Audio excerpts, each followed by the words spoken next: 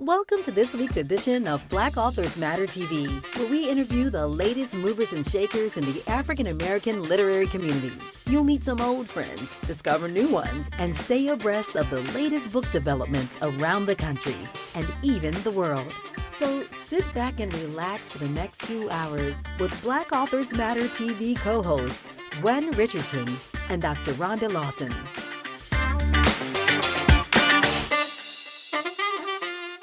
Good evening and welcome to another episode of Black Authors Matter TV. I'm Gwen Richardson, your host for tonight, along with my co-host, Dr. Rhonda Lawson. Good evening, everybody. Yeah, Rhonda made me laugh out loud right before it was time to go on.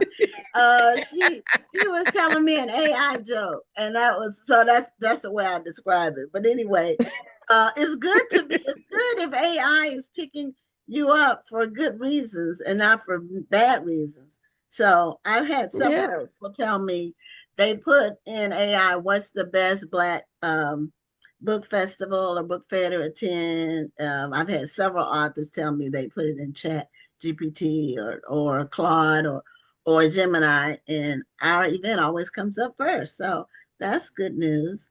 And yes, so that means that people know what's going on. They know about you. Yeah, it does. And so I hadn't heard anything bad so far. Hopefully I never will, but who knows with AI, they might make something up. Anyway, we have another amazing show. The first half of the show, we have two guests, and then the second half of the show, we're announcing the finalists for the Black Authors Matter Children's Book Awards. And we have a discussion. The judges will be on to have a discussion about that. So we'll be doing that the second half of the show. And also, the National Black Book Festival author vendor space sold out 3 weeks ago. So if you want to attend as an author, you'll need to attend as an attendee. And a lot of authors do that. They come first and see how it is before they sign up. So yeah, we sold out earlier this year than we have in the past. And I've gotten at least 20 people since then who wanted space. So it's and that's a good thing. I mean, it just means that, people are hearing about the event and they want to be a part of it. And so the word is getting out. So we're going to do all we can to make sure that they have a good experience when they come. Yes. So we're going to be bringing on our first guest tonight. And I won't say she's a household name. Hers is a household name, but she is an author that we hear about quite often. And her name is Tiffany D. Jackson. So she has a new book out, and we also want to just talk about her writing career and her books and her inspiration and all that. So Tiffany, welcome to Black Authors Matter TV. Oh, I need to get you to unmute. Oh yeah, you're muted. There we go. As if I haven't done this for years. Right. Hi. You think since COVID that everybody should be a Zoom professional by now, yes, right? It's embarrassing. But yes, hi. But at least you're on camera, sometimes that sometimes that doesn't happen either. Yeah. Yeah, sometimes. Right. Can you hear me? Can you hear me?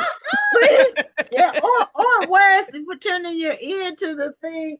That happened one time, just turning somebody's ear. That's all we could see. So that was a little weird. But welcome to the show and congratulations on all of your writing successes. Thank you so much. That you've had. The book cover that I see the most on social media is The Scammer. I know you're here to talk about your new book, but I see that book cover a lot. And a lot of conversation. Yes. I'm in about 5 different book groups online, on Facebook book groups. Yes. And it always comes up. And normally it'll be, they were sick of whoever the scammer is. I haven't read it. They were tired of whoever the scammer, he was too much, whoever it was, the scammer was too much. So, I'm actually in a couple of those groups. I rarely because before I was an author, I was very much an active reader. So I was always in those type of groups, and I never actually unfollowed those groups. So Okay. I just muted them all. So I didn't want them to see, like, I feel kind of weird. I feel like I'm invading someone's space. But occasionally, yes, I'll like see my name pop up and I'm like, oh, I'm not supposed to see that. Click. And I appreciate all feedback and stuff like that, good and bad, honestly. But I also feel like Facebook groups are sacred spaces for readers, and authors don't need to be in there like, be like, well, what do you mean? Like That would be kind of off-putting if yes. that Sometimes, happened, you sometimes know. readers like it when the author engages, but I think it kind of just depends on what your response is. Like if you're coming back and saying, "Oh, thank you, I'm so glad you enjoyed it," they love that. But if you go in there like, "What do you mean? That's not what I meant when I wrote that." Yeah. What? Right. See, that's the If problem it's a now. You back want to and be an forth, author. Next thing you know, you start arguing with the person. yeah. That's a totally different If thing. it's a Right, back and forth. right. And I just feel like, I'm always so grateful for readers, especially readers who are also like, not promoting, but like talking about my book in capacity for other people's and spreading the word. So I never want to like kind of step on those toes and stuff like that. So yeah, I do, but I talk about Facebook groups all the time because they are, the sleeper cells of this industry. No one realizes Right. how much like, people's books are shared within those groups too. Yeah.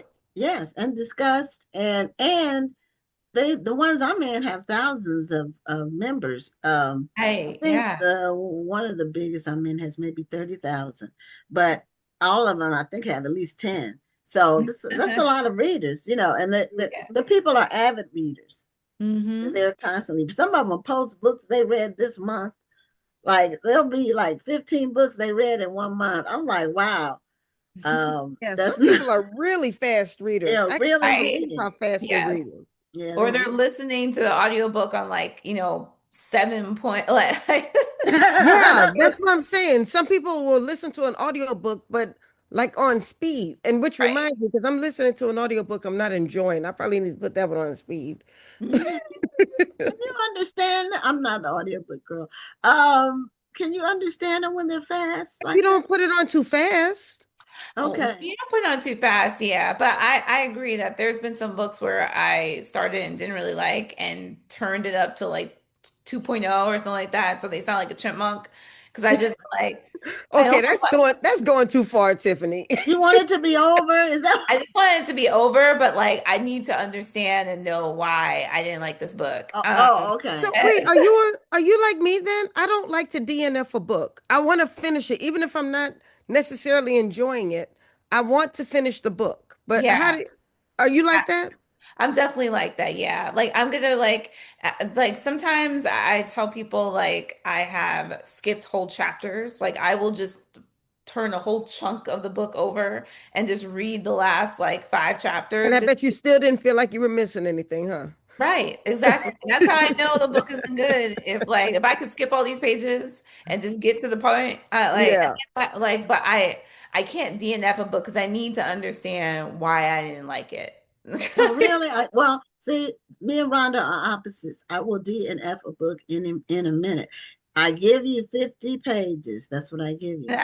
And if Yes. it's not grabbing me, it has to be engaging by 50. Now, if sometimes it's like a slow burn or whatever, it's kind of slow to get started. I might go to 75, but Yeah. I have too many books that I need to read to waste time on a bad book. I don't need to understand why the book is bad. Which actually brings me back to The Scammer because The Scammer is actually one of the first books that I wrote that was a slow burn. And Oh, I was okay. I was panicking the whole time because I was like, usually by page 50, I need like the first plot point to hit. And I felt like it wasn't happening, but I needed that it needed a little more time to cook. And so that was the first book that I felt like, oh my God, like if people stopped reading this, it's because it's a slow burn. It's the first book that I was kind of like, this is it. Versus the book I have out right now, which is a middle grade thriller called Ghost in the Night. That needs to go a little faster because kids, especially kids that age, have short attention spans. So Right. I needed to kind of get to the action within like the first 20 pages. So that's something that, we are as authors we should be conscious of our readers. Yeah, most people now some people need too much action. Where okay, you have to develop the characters first.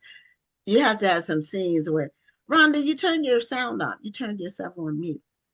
So we can see your lips moving, but we can't Oh, hear. I was just agreeing with you. I don't like it when people do that, what you were just talking about.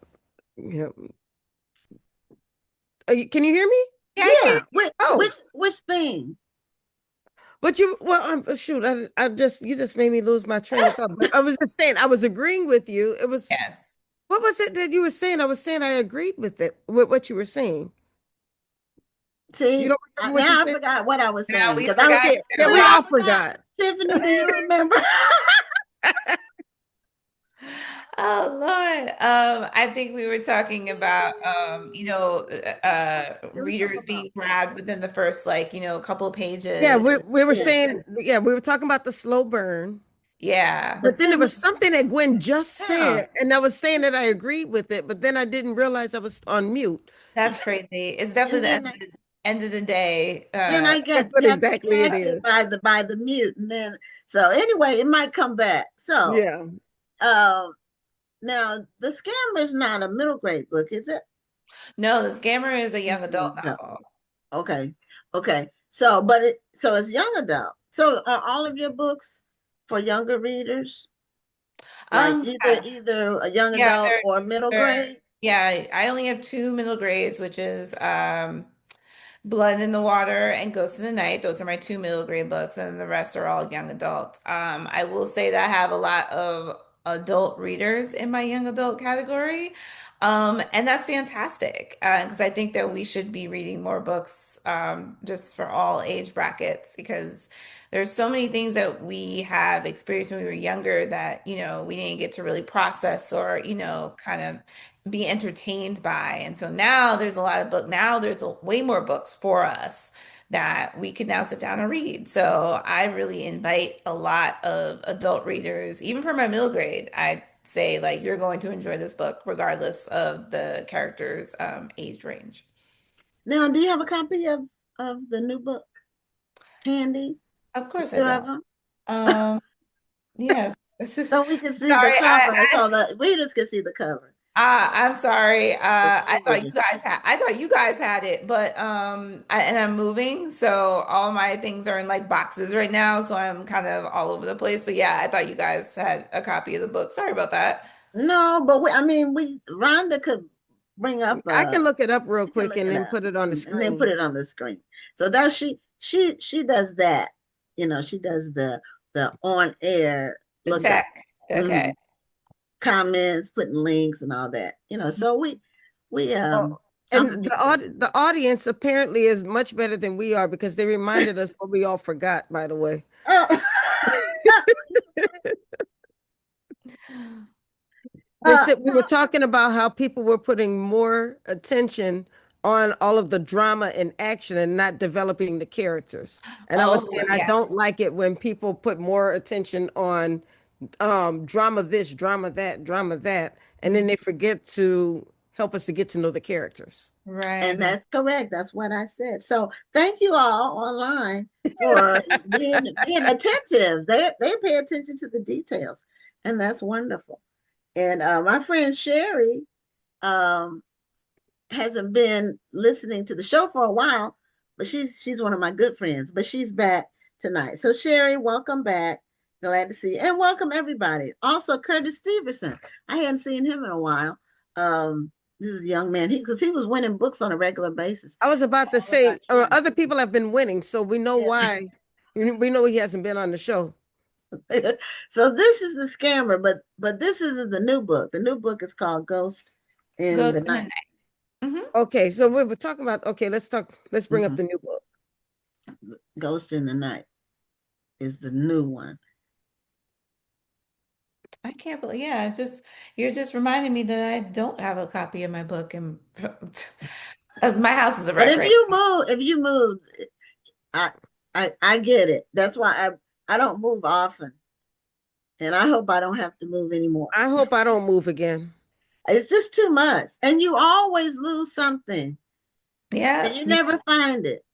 Yes, I can already tell what's going to be lost in the fire Even right though you now. So, label, I'm really anal about labeling boxes and things like that. But when you move, you always lose something. So oh, this is there the new it is. book, Ghosts in the Water, in the Night, and the other one is Blood in the Water. Yeah, The other blood in the water. before that. Now, are they connected or are they They're separate. separate? Okay, standalones. Yeah, they're standalones. But they both have that sort of the thriller vibe, which and these beautiful covers too. Like Yeah, the cover is I really, was just really about to beautiful. compliment you on the cover because even Beautiful. though it's kind of a cartoon, there's still a lot of detail in it. And I was going to also ask you, are they sprayed pages? yes, yes, both are sprayed edges. Yeah, it's really pretty. That's Very pretty. a thing now. More and more books are. Yeah, yeah, they're all very gorgeous too. So Yeah, like they look like collector items. they really do. And I know that's extra added expense for the publishers, but it is a really nice touch for the book. So tell us about Ghost in the Night. What's the storyline? Sure. What's the plot for it? So Ghost of the Night is about a young girl from Harlem named Harmony who goes on the road with her blues playing father and is also very much obsessed with ghosts and likes going on ghost tours. And as they arrive in Savannah for a new gig, Harmony goes on a ghost tour in Savannah, which is one of the most haunted cities in I America. was just about to say that. Yep. Yep. And she thinks the budding photographer thinks that she's captured a ghost, but it may be something that will lead to help her solve a murder mystery with the help of a couple new friends. So that's what it's about. See, Okay, this book, even though you say it's a young adult book, I would read this. yeah, well, I'm wondering what age is the main character or. She's actually, I'm sorry, she's 12. Oh, okay. So it's really Yeah, young. Okay. yeah. So she's a little younger than my young adult characters. Most of my young adult characters are like 16 to 18. And so middle grade is usually like the sweet spot is 12. Because it's right before like, you are still learning about the world around this time. So there's not a lot of inner kind of conflict going on because you're just learning about life in general. So, but yeah, it was really fun to write. I also was a or am a person who likes going on ghost tours too. So it was sort of fun just kind of like going down a rabbit hole, doing a lot of research in Savannah to make this book happen. Oh, okay. What happens on a ghost tour? Do you actually encounter ghosts? I mean, sometimes you do, some ghost tours you do. I've never been on one. So I have been to Savannah and I went on a tour, but not the ghost tour. Well, Yeah. they do ghost tours in New Orleans too. I mean, I believe it's more like just taking you to the places that people say are haunted. Yes, that's exactly what it Oh, is. okay. Yeah. Okay. And a I'll lot of visit. major cities have ghost tours. Even New York City has a ghost tour. And yeah, it's basically kind of talking, especially older cities. Charleston Mm-hmm. also has ghost tours. Mm-hmm. Cities that have a lot of like history. And Savannah, being one of the oldest cities in America, definitely have a lot of history that's very much still on the surface level. It is a beautiful city though. I Mm-hmm. love It's a Savannah. I used to beautiful live right city. outside of Savannah in Richmond Hill. Oh, wow. Yeah. I know where that is. Yeah. Okay. Gorgeous. Yeah. Yeah. Gorgeous homes over there too. So Hmm. yeah. Mm-hmm. Yeah. No, but it was really fun to write that and talk about ghost hunting and also mostly talk about like, the Black history in Savannah. That was very important to me to talk about, especially, with some of these books, I'm trying to inspire like budding travel kids. I want them to like grow up and be like, I want to go to the city. So I'm Right. hoping that these books inspire them. Oh, okay. So is it kind of like, I envision the ghost tour like going to the haunted house at Halloween. No, No, not I'm not too like scary for not that like kind of that. No. thing. Really not scary. It's really more about history. I mean, I went on a ghost tour in New Orleans and I didn't meet any ghosts or anything, but I'll tell you the history that they taught us on during the tour actually inspired a book that I'm waiting to have time to write. Well, no, that is one of the reasons why I do like going on ghost tours. I often find that, you can learn a lot from the dead. And a lot of times, the dark sides or the dark kind of history of a city really explains the lighter side of the city. So I always find that's very interesting. Like even in New Orleans, they talk a lot about like how like the graves are above the ground and why Right. that's happened and stuff like that. And then it explains a lot of traditions, especially having that parade right before like a burial and stuff like that. It always sort of Second line. and so a lot of times the dark oftentimes explains, the reasoning behind the light. Now, your book Monday's Coming, was that a young adult book? Yes. Oh, okay. Because that one, what was your breakthrough book? What would you say is the book that really broke through for you, got a lot of attention? Um, I guess it would be Monday's Not Coming. We got a lot of attention. This I was mean, Monday's not coming, not Monday's Monday's Not Coming. coming. Yeah. Okay. Monday's Not Coming came out a year after it was my second novel, so it was my sophomore novel after my debut, which was Allegedly. And I feel like a lot of people found Monday's Not Coming and then went to find my other books and then, Hmm. just became kind of hooked on those two. I think the first book that put me on the New York Times bestseller list was actually my book Grown, and I think yeah, that was my fourth book. Um, Okay. so I'm not sure what like the most popular, the one that put me on the map, but I do feel like Monday is one of those books that still gets talked about a lot even to this day. Yeah, the cover is interesting. Yeah, it's a great cover. Mhm. For that. I mean, it makes you zero in and look at the words. Well, all of your covers are really good. Do you have a lot of input on your covers, or have you just been fortunate to have some very good cover designs? It's a little bit of both, honestly. Usually authors don't have a lot of say in their covers. I'm sure you've heard other authors say that before. I've experienced it myself, yeah. Yeah. So I feel like a lot of people don't have those opportunities. I have had opportunities to kind of put some input and give like, like a mood board per se. Like I'll give some images that like I would like to see. But sometimes I've been very lucky where I've said like, I just want a red cover. And then they came out with Monday's Not Coming. Or I said, I really want a yellow cover with a girl with a baldy and they came up with Grown. Like it's been I've been very fortunate. I think the scammer was a little complicated because it was the first cover that was like more than just one person on it.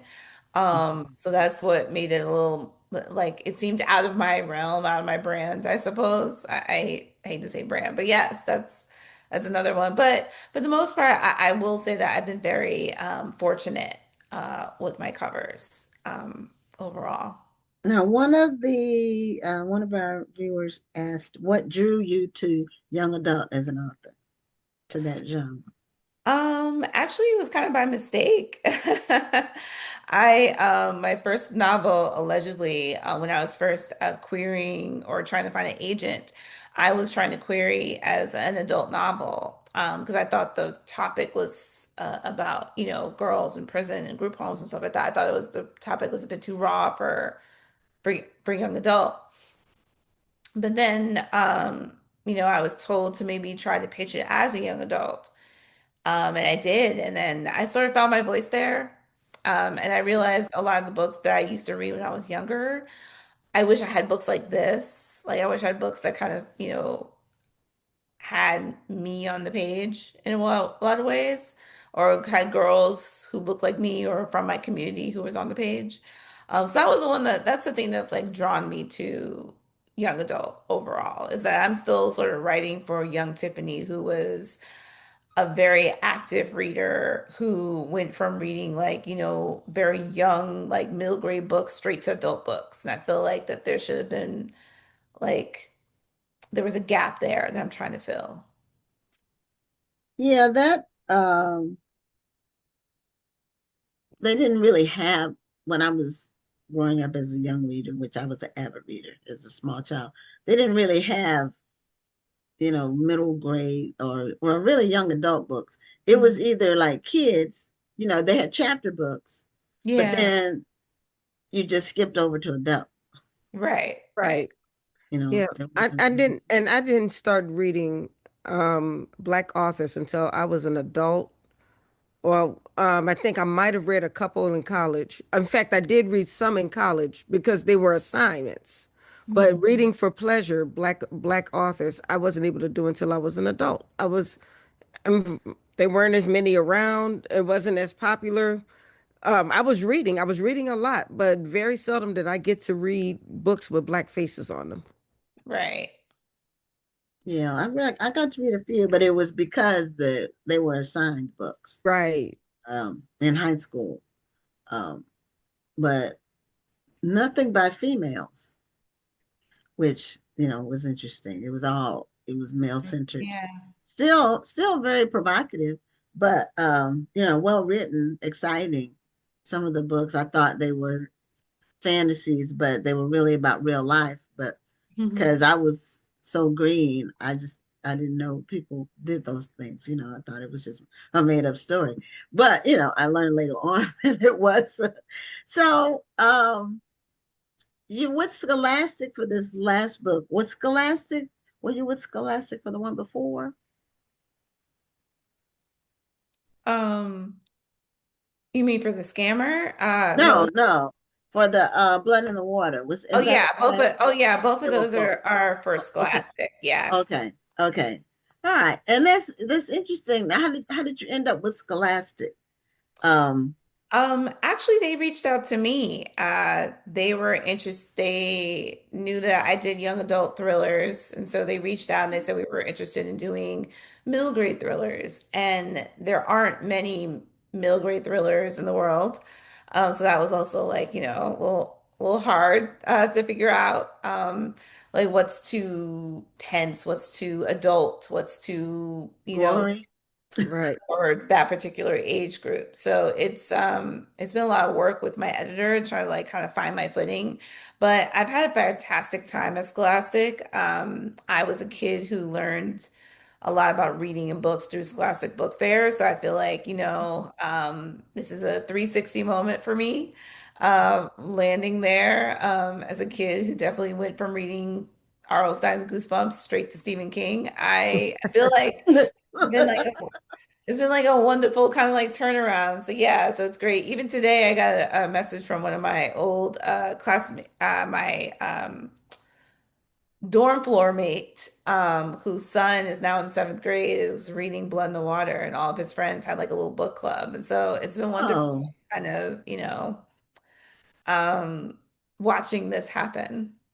that's great. So do you have any more books coming out with Scholastic that it's already determined? Not yet. I don't have anything written right now. I'm just, I there may be a little time before the next one comes out, but it's coming. Yeah. Well, Scholastic is sponsoring the children's festival that we do with our National Black Book Festival. Yeah, So this is the first year they sponsored it. So we're excited about that. that's It cool. allows us to reach more people. And so um we're at the end of our time though, Tiffany.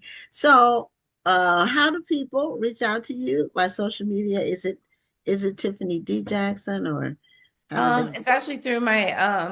well, several handles, but you can find me on Instagram, TikTok, or Threads. Is that what we're calling it? Threads? Yeah, Yeah. threads. Yeah. Threads. At Write and BK. That's WRITEINBK.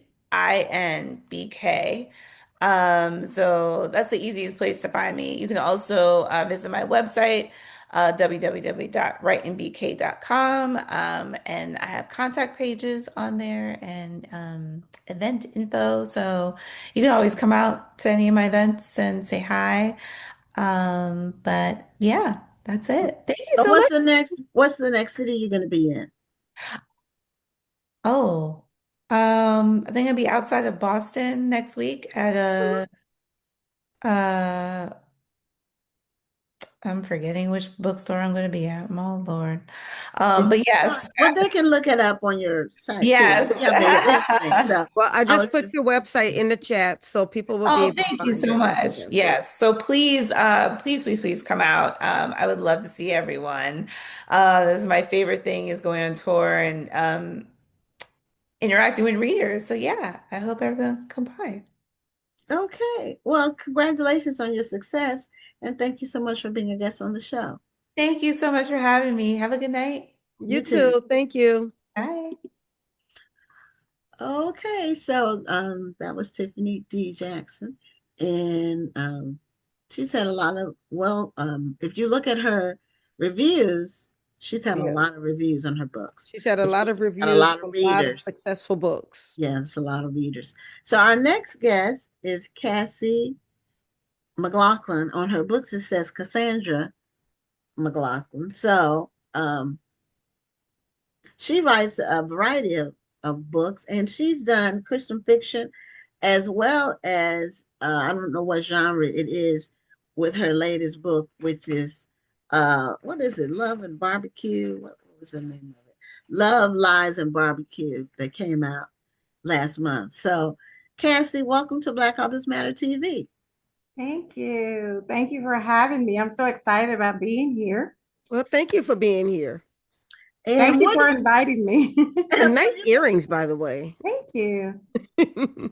so what genre do you write in? Are you writing in multiple genres? Uh, and what kind of books do you like to write? Well, I started writing Christian fiction when I started writing in 2015. It was all Christian fiction. Love, Lies, and Barbecue, of course, my latest novella. It's a urban fiction murder. It's my first time writing in that genre. Just wanted to explore something different. I absolutely love it. So I think I like it, and I might stay there. It doesn't mean that I'm through with Christian fiction. I'm sure I'll write some more Christian fiction because that's the heart of me. That's the heart of me. So yes. Okay, now I saw that you also did some writing with Michelle Stimson, who's been Yes. on the show several times. Yes. Michelle and I started in 2015. I when we met, I was wanting to write because I've been writing my whole life, but just didn't know where to get started. And we decided to write together. Then we kind of just got stuck because we both liked it. And so, yes, I have several books that I've written with Michelle. I saw that. And so the Love, Lies, and Barbecue, so that sounds more like um is it hood love stories? No, country hood. What isn't that what we've been hearing about lately? Yeah, in the Did you country say hood, hood? Did you just country say hood? country hood I would love. say, this is what I'm going to say about Love, Lies, and Barbecue. I don't consider it hood. It is indeed country because it's a small town where the murder takes place. And Okay. so that's the urban side of it. But definitely, I wouldn't consider it hood. I would just say it's an urban novella. But see, Gwen lives in the suburbs. They don't barbecue in the suburbs. So Okay. No, Well, I'm from Texas, so we know all about barbecue. I'm in where in Texas are Texas. you from? I've Yes. been in Texas for a long time. All my So life. I grew up in Marshall, Texas. Shout out to my Marshall. I saw that. I saw that in your bio. Yes. I've only stopped there on the way somewhere, but it's off of 59. Yeah, well, it depends on where you're traveling because it could definitely be off of I-20 coming from Dallas, which is where I live. But yes, I'm an Okay. East Texas girl, so we know all about barbecue. Okay. Well, yeah. Well, I live in Houston, and I just had barbecue today, so for dinner. Well, So now I want some barbecue. So we're gonna have to hurry up and end the show. Oh, goodness. so now you also have the book Barnyard Sisters. Yes, yes. So that's is that a novella as well? Yes, it It's is. like The that. Barnyard Sisters is a book that I wrote based on the sisterhood that I share with my first cousin, Monica. We are indeed sisters. And we used to be in our grandparents' barn, dreaming about life, what we would do.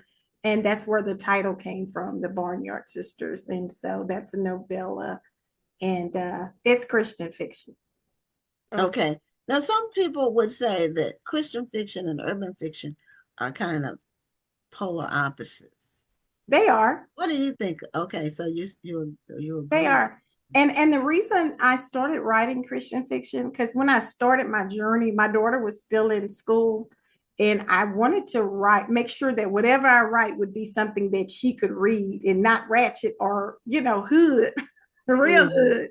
So I decided, I'm gonna do Christian fiction, and because I love a good feel good story. I'm a Hallmark movie watching kind of chick. So I love the cheesiness.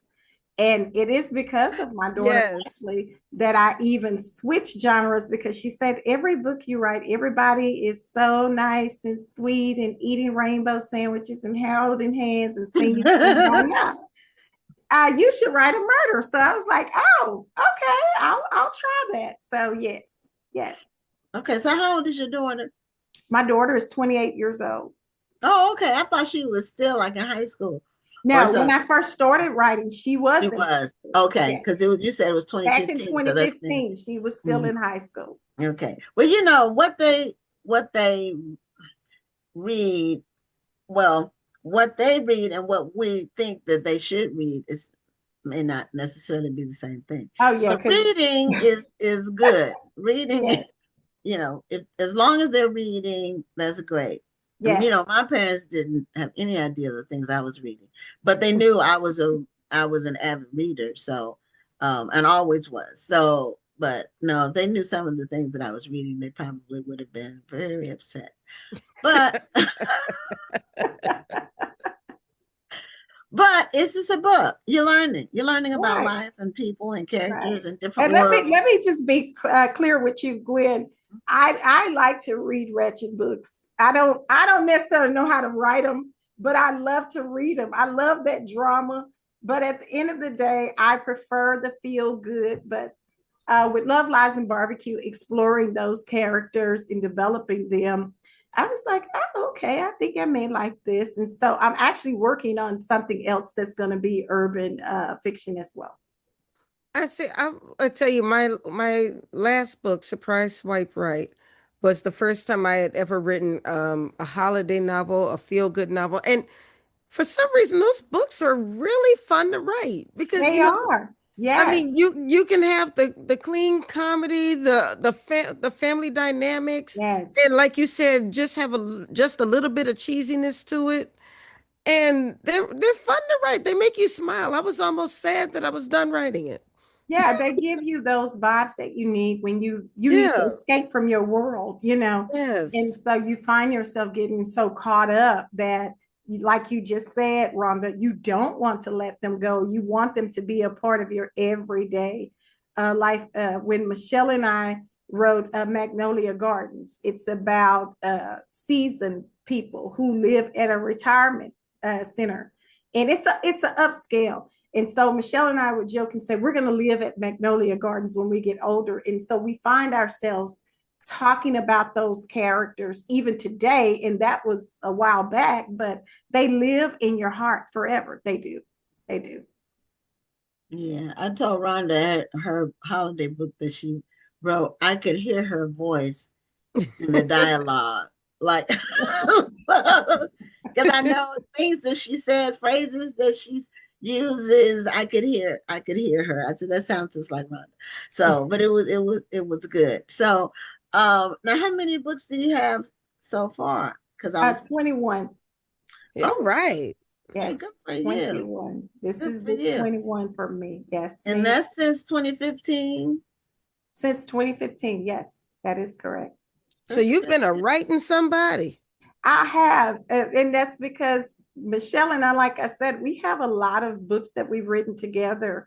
And it's like once I got started, I was like, I really like this because like I said, I've been writing since I was third, fourth grade, probably, just writing stories. I was a book girl. Journaling and writing is my thing. That's what I used to like to do. everybody else is, maybe playing or something, I was reading a book. I See, love that's kind of reading. how I was growing up. Now, but now, life be life and Yes. So do you have a day job or have you been able to be a full-time author? I would never want to be a full-time author. I do have a day job. The reason I wouldn't want to be a full-time author is because I think it would put too much pressure on me. Yeah, I like to write when I want to write, not because I have to write. makes Uh, sense. Writing is therapy for me. And so when I'm ready to write, I write. And when I'm not ready, I don't. And I know a lot of people will be like, but why? And it is because I want to enjoy it. I don't want it to be a chore. It makes total sense. I'm Yeah. I'm not mad at that at all. Yeah. I mean, for me, I'm kind of like that. I would love to be a full-time author, but I need my day job to fund my passions right now. Right. That's a good Absolutely. way of saying Absolutely. it. Absolutely. Yeah, that's a good way of saying it. I write from a point of passion. So Yeah. I have to be passionate about something Yes. Yeah. uh, to be motivated. And that passion, I might take a year or two hiatus. So, I might not, something might not move me for a year or two to write something. So Okay. that's the thing about being self-published. You can write, but some years I've written two books in the same year, and then I might skip 2 years. So I have a book coming out soon, and I write all over the place. I'm not in one genre. I write what inspires me. So, but Yes. my last book came out 2 years ago. So it just depends. And I have another one after this one that I may. Uh, I'm going to see how long it takes me to write it. So, novels take me a long time, but And novels are for me. I said this before on several interviews with people. Writing with Michelle has spoiled me because you're writing half the book. And so when I did my first solo book, Redemption, I was having like meltdowns. I was like, why is it taking me so long to do this? I know how to write. And so I did that full length. And I was like, you know what? I don't have to write a novel. I can do novellas. And so that's what I said I wanted to do. And that's what I've been doing. And it's been working for me because, again, I want this to always be stress-free for me. Always be stress-free for me. One thing I want people to know, because a lot of people frown upon novellas, I'm going to give you the whole story. You're going to walk away saying, dang, that was so good. Man, versus I can't today at 54, you can't get me to read a 400-page book. I don't have time. Oh, I just finished one that was excellent. And So I believe it. I no shade against people who write full length novels. I applaud y'all. Let me applaud y'all. yeah, Right. it takes some It's not serious me. craft. Well, But you a have to bad you do have book, to know your audience. Yeah. you do. And Yeah. a short book can be excruciating to read if it's not well written. We had one for our book club last month, and it was a short story, like 170 pages. Mm-hmm. But it was just everybody basically had the same comments about it. But then we finished one that was 350 and got 5 stars. So, now the only It just novella depends. that It depends on the substance of the book because it does. I've read some long novels and I'm like, okay, I don't even really know what this story is about. It's all over the place. I've read some long novels that probably could have ended 20 chapters ago. Right. So but see, it's a mix of both because again, I have written short stories and people go, oh my God, I just absolutely love. I honestly writing Love, Lies, and Barbecue. I didn't know how it was gonna go because this is my first time in that genre. But so many people have been like, oh my God, this is like my favorite book of yours. And I'm like, really? Okay. Because I didn't know what it was gonna be, but I guess it just depends on what you like. it I is. guess But I that's tell what it, because I have my 50-page rule, a long book is not going to affect me because I won't even get to it.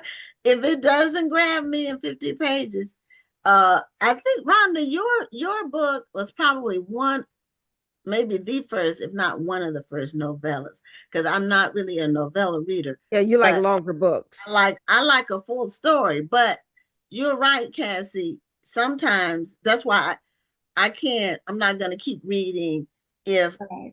your book is And you're 500 Gwen, you're pages. better than me because I'm not gonna give you 50 pages. That's a lot of Oh, pages. If you But don't I've grab said that. me, Yeah. chapter one, I'm gonna give you chapter one and maybe part of chapter two. If you don't grab me, then I'm done. Well, we were just talking about that with Tiffany, our last guest. Mhm. I don't like to DNF a book. Now, it might take me about 2 years to finish reading your book. 2 years. I That's a won't long DNF time. it. You remember the plot.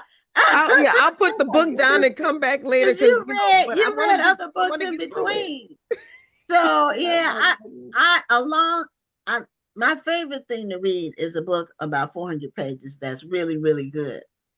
But a short book that's horribly written, I can't stand it. So it just depends. I like a well-written story. It can be short or long. And you're right. Sometimes the first chapter isn't is a turn off. If for me a turn off is a book that's not edited, and I Yeah, can tell that in the first chapter. And if yeah. you didn't invest in an editor for your book, then you're insulting me as a reader, and I'm out of there. Yeah. Uh, I agree. And for me, it's all about the cover. The cover has to be attractive as well. yeah, yes. Um, Mhm. if I look at the cover and it's not something that I think is gonna be good, I'm like, even if I read the description, I'm like, oh no. So I guess we all have our way, but We do. whether it's a short story or a long story, as long as it has some substance and can hold my attention, I'm good. Yeah. Yeah. So when you had the first book come out in 2015, Mm-hmm. had you been working on it for a while before it got released? Or No, was I, that the one you did with Michelle? Did yes, you? that's the book I did with Michelle. We had not Oh, been okay. working on anything. We actually just, it's so funny because when Michelle and I met, I was reading one of her books with my book club, and she and I became friends. And I started talking about wanting to write, but not knowing where to start. And she was like, well, you just got to start writing. And I was like, okay. So probably 2 years went by after we had that conversation. And then I dreamed that I wrote a book with Michelle. And I called her and I said, hey, we need to talk because I had this dream that we were writing together. And we were actually at a McDonald's and we sat down and we talked about a 3-book series. And I told Michelle she was crazy, that I was not going to be able to do those 3 books. But she said, yeah, we're going to write the first book in 25 days. And I'm like, okay, she is really trippy. But we sat there, we created the outline for book 1, pushed it out, then came book 2, then came book 3. Like we were on a roll. And that's how it all got started. Oh, wow. At a Yeah. McDonald's. So, now when you wrote with her, Uh-huh.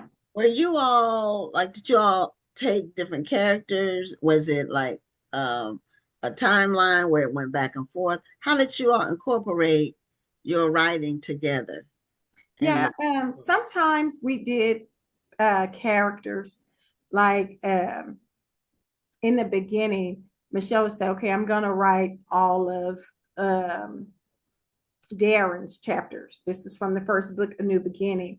And I said, okay. okay, I'll do the chapters with Mother Holly, which was the mother-in-law. And then sometimes we would mix it up, switch it up. It just depends. If when we read, we feel each other. There were some chapters we would add things that we had not talked about, but it just flowed. It Mm. just flowed. I remember I killed Mother Holly. And Michelle was like, Cassie, oh my God, you killed Mother Holly. Why'd you kill Mother Holly? And I was like, she needed to die. Like, we needed something to happen. And she's like, oh my Okay. God, I'm so sad. I can't believe you killed her. So it's those those type things that we, run into every now and then, but it just works. Now, did she die of natural causes or was Was it Yes, an she did. accident? It was She did. death. Okay, I'm about to say you didn't make it a bad death. Okay. No. It wasn't a bad death. That was my first murder. Now that I think about it. Well, it wasn't murder, but that was my first death in a book. Yeah, first death. Now, Yes. first death. And as I was writing that chapter of how, because Mother Holly was very demanding. And so she had left instructions on how she wanted her funeral to be. And as I was typing this, I was like, this is probably something my grandmother would say, you know. And so I had a moment as I was typing all at the funeral. I'm like, oh my God, rest in peace, Mother Holly, you know. So yeah, like I said, it goes back to feeling those characters. Yeah, you have now. How was it since you started writing with someone else? Mm-hmm. When you made the switch to write just you writing the story? Was that difficult? In the beginning, when I started writing Redemption, I had already thought about that storyline, how it was going to be three sisters, drama between them. And it started out good. And because I had put that pressure on myself to write a full novel, I began to have a meltdown. I was like, oh my God, when is this story going to end? You know? And so I'm telling you, I called Michelle. I was like, we got to have a meeting. And so we had a meeting and we talked through some things. And she was like, Cassie, you write books. You got this. Like, why is this tripping you up? And I was like, I don't know. I couldn't seem to kick it in gear at one point, but I made it through. And then we started writing again. And so I think it just kind of spoiled me to where I was like, I'm not doing no more full novels. And who knows? I don't believe that I will, but you never know. Now your new book, tell us a little bit about the plot for it. You told us a little bit already, but tell us the Love, Lies, and Barbecue. Yes, Love, Lies, and Barbecue. Now your title, your title said Texas. Yes. To me. Yes. Anytime somebody has barbecue, normally in their book, it's normally Texas. It is.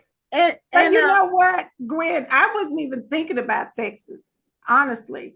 When I came up with the title, because my daughter was like, you need Love, Lies, and Murder. And I was like, okay, Love and Lies, yes, but definitely not the title Murder, because that's not catchy. My husband and I was watching a barbecue competition, and I had been thinking all day, trying to think of the title for the book. And he said, why don't you just take a break from it and go back to it later? And so I said, what are we watching? And there was a barbecue competition. I said, oh, it's going to be Love, Lies, and Barbecue. And he was like, for real? I said, yeah. It can be that, and it could be about a guy who owns a barbecue restaurant and he's going to get murdered. Love, Lies, and Barbecue. That's it. And so that's how the story came to life. And it is about a murder. You find that out in chapter 1. It's not a secret. I don't want to spill too much, but It's in a small town. And so everybody is suspect in the book. You don't know who killed him, but somebody did. And so it all happens in a little small Texas country town, because I'm from small Texas country town. And I think the reason I like writing about small Texas country towns is because when you are from the country, those relationships are a little different than when you're in the city. When you grow up with people, like I went to school with everybody that I started school with, because we didn't have that many schools. So you build relationships with those people, and 35 years later, you're still friends with them. And it's because of that East Texas bond type thing that a lot of people in the city don't get to have, because you're going from school to school to school to school. If I go to the store, somebody know my mama, my grandmother, my aunts, my uncles. You better not be out in them streets being fast. You better not. I've heard so many. Aren't you Christine, granddaughter? It'll be home before when you get home, your parents already know about it. They That's what already know. that happens in small cities across America. Not because I grew up on the East Coast, and one thing about living in a smaller city, and even though Newport News, where I grew up in Virginia, it wasn't that small a city, but the Black community was small. Gotcha. So you knew their people, even if you did, it's like, you say, who are your people? You know something about the family. And, Right. when you go to a city, people that you meet, there's no background. You don't know who their people are. And a lot of people are fronting. That's what it is. Everything is made up. That's true. But in a smaller town, you can't make anything else. Everybody knows about. And that's the first thing they're gonna ask you. When I was dating, my grandma said, "Now, who are your folks? Yeah, who are your people? Who are your folks?" That's important because there's no secrets really. Everybody knows something about what's going on in the communities. Well, we're at the end of our time, Cassie.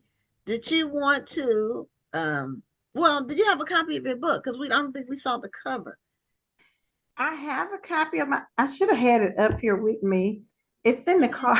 I have my books in the car. I'm sorry. We should have asked her that earlier. So I should have asked me earlier. Unless you want me to be real country and call my daughter. No, Rhonda can pull it up. No, I'm about to pull it up right now. Okay, great. Now. Let me hurry up. I have my copy. The thing almost. I sent you a link to it, I think. People. Wait a minute. I have the link. I put it in the Facebook. I sent you the link. Oh, did I say the Facebook? I only say that in closed doors, behind closed doors. All right, hold on. I'm about to pull it up. Oh, Sherry says small town love. This is true. They're people so they can't, like even people that when you were growing up, like a boy that you would be dating, your parents would ask you who their people were. Yes. That's important. This is a really pretty cover. Cute cover, isn't it beautiful? And I like the blood dripping from barbecue. Cover. Thank you so much. Yeah, now who did your cover? I did. Oh, you did your own cover. And I like the Carter's Barbecue and More, with the smoke coming out of the chimney or whatever. That's like a barbecue smoke, could be. And then you got a little, and a lot of those barbecue places that you go to, it's not a paved road. It's like gravel. Yeah. It might be gravel or even a dirt road. Right. That's when they say that's when you know it's going to be good. Yeah. Of course. It's a beautiful cover. Well, congratulations on your new release. And thank you guys so much. I appreciate hanging out with you. The time went by so fast. It really did, but we enjoyed talking with you. If it goes by fast, that means you enjoyed the conversation. I did. Thank you again. It was really great. Okay, congrats. And if you see Michelle, tell her we asked about her. I will. 6 months ago. Okay. Yeah. All right. Have a great night. Thank you. Okay, y'all have a good night. Thank you. Bye-bye. Bye-bye. Okay, so as we said earlier, our second half of the show is going to be about the Black Authors Matter Children's Book Awards and announcing the finalists. And we're going to have most of the judges are going to be on. So I'm going to be admitting them. But as I'm admitting them, I just wanted to remind people about the National Black Book Festival is coming up. It's only, I think I counted, is it 10 weeks away? Something like that. And it comes up really quick. Like it'll seem like it's way far away. And then all of a sudden, here it is. Right. But next thing you know, it's here. Yeah, but it's going to be great this year. If you all follow us on Facebook, I'm sure you've seen we've been doing a lot of different types of ads, advertising the different featured authors, and all of the participating authors have a flyer that we post. So we're still posting those. We haven't finished yet. So it's going to be a great year. So we're joined tonight by 3 of the judges. And I'm also one of the judges. And we have Pamela Jarman Wade, Rhonda Jackson Garcia and Shalita Anderson hasn't brought her face on other than her picture yet, but I'm sure she'll be joining us shortly.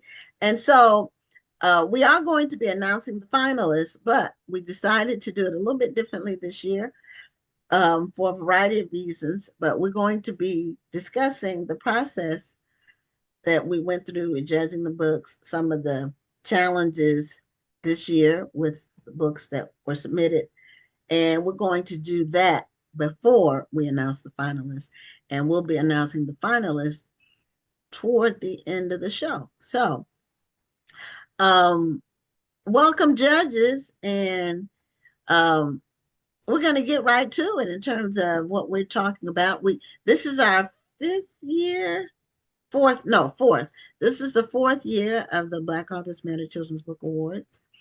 And we had a number of challenges this year with the submissions that I'm going to just mention a couple, and then I'd like for Pam and Shalita and Rhonda to give their input. So one challenge we had this year, we believe, was a lot of people, and Rhonda, you'll be excited about this, maybe, but you know what I'm going to say. A lot of people, it was apparent that they used AI for their books, and they didn't. You know, AI We've talked about is a this. helping tool. I'm an AI person, but I still believe that you have to use your creativity. You can't have AI doing everything for you. No, the AI makes mistakes, puts wrong information, puts misspelled words, wrong words. It just doesn't. You can't do it like that, really. And just because it's a children's book, you still need to be meticulous with what you're doing. So it was somewhat obvious that people were using AI, and so because of that, we had to do a weaning process. So I will let the other judges talk, and then we'll take turns just talking about our experience this year. This year was a challenging year with the submissions because we believe it was AI driven. So, Pam, do you want to go first? Sure. Well, first of all, good evening, ladies. Great to see your smiling faces. So, yes, we did have a lot of challenges. I will mention a couple. Number one, authors not adhering to the copyright date. In the instructions that Gwen puts out for the awards program, there is a range for what year is being accepted for copyrights. And it appears that every year there's always some who are not within the range, but they submit the books anyway. And then also, not only was AI used for the writing, but we saw a lot of AI illustrations as well as the writing of the book. And let's see, one other thing, not submitting books, but not adhering or paying attention to the genre. We got a few books that just did not fit any category. So that was, and they weren't really targeting children. You know, children's books are supposed to be for children. And so, and there's some elements of a children's book that all books should have.